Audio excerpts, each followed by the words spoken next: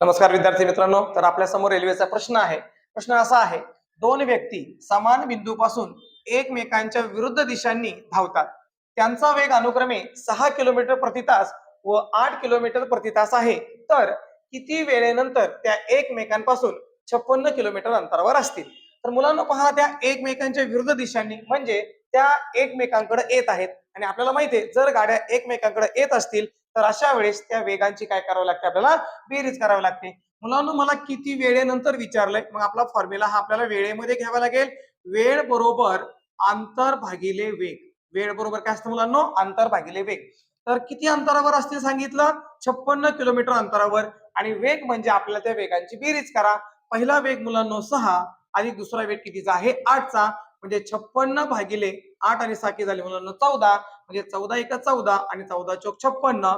याचा अर्थ 4 तासांनी ते एकमेकांपासून काय असणार आहे? 56 किलोमीटर अंतरावर असतील. धन्यवाद.